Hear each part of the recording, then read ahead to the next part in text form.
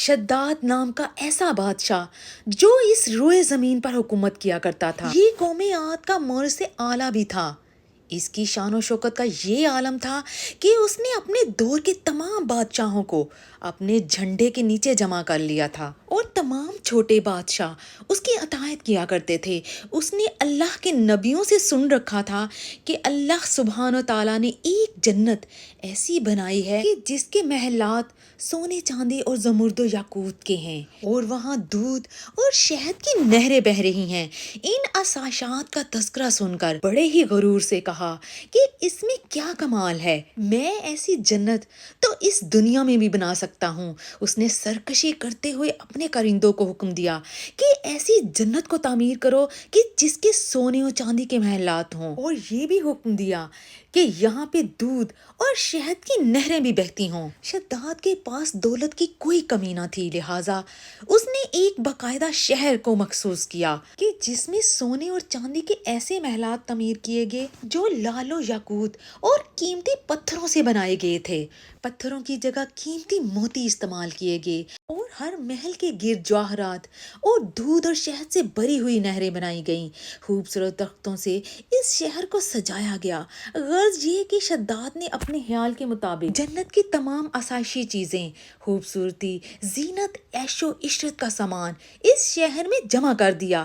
کچھ عرصے بعد یہ شہر مکمل ہو گیا تو بادشاہ کے وزیروں نے شداد سے کہا، بادشاہ سلامت، آپ کی خواہش کے مطابق آپ کی جنت مکمل ہو چکی ہے، اب آپ اس میں اپنا قدم رکھیں اور اس شہر کو زینت بخشیں۔ شداد اپنے وزیروں اور امراء کے ساتھ اس شہر کی طرف روانہ ہوا۔ ابھی یہ اپنی اس بنائی ہوئی جنت کے قریب ہی تھا کہ آسمان سے ایک ہولناک آواز آئی، اور اس آواز کو سن کر اس سرکش بادشاہ شداد اور اس کے وزیروں کے دل پھٹ گئے، اور یہ سب کے سب ہلاک ہو گئے، اور شداد اپنی ہی بنائی ہوئی جنت کو نہ دیکھ سکا۔ حضرت امیر معاویہ رضی اللہ تعالیٰ عنہ کے دور حکومت میں حضرت عبداللہ بن قلابہ اپنے گمشدہ اونٹ تلاش کرتے ہوئے صحرائے عدن سے گزر کر اس شہر میں پہنچے اور وہاں کی تمام زینتوں اور آرائشوں کو دیکھا، مگر وہاں پہ کوئی بھی بسنے والا انسان نہ ملا۔ یہ تھوڑے سے جواہرات وہاں سے اٹھائے اور وہاں سے لے کر چلے آئے۔ جب یہ خبر حضرت امیر معاویہ رضی اللہ تعالیٰ عنہ کو معلوم ہوئی تو انہوں نے عبداللہ بن قلابہ کو بلا کر پورا حال دریافت کیا، اور انہوں نے جو کچھ دیکھا سب کچھ بیان کر دیا۔ پھر امیر معاویہ نے کعب اخبار کو بلایا اور ان سے دریافت کیا کہ اس دنیا میں کوئی ایسا شہر موجود ہے؟ تو انہوں نے فرمایا، ہاں، جس کا ذکر قرآن مجید میں آیا ہے۔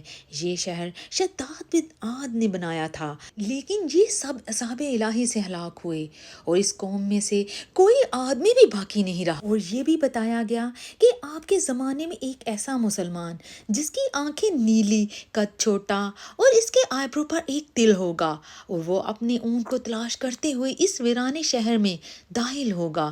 ابھی یہ گفتگو چل ہی رہی تھی کہ اتنے میں عبداللہ بن قلابہ آ گئے تو کعب اخبار نے ان کو دیکھا اور فرمایا، باخدا وہ شخص جس نے شداد کی بنائی ہوئی جنت کو دیکھا وہ یہی شخص ہیں۔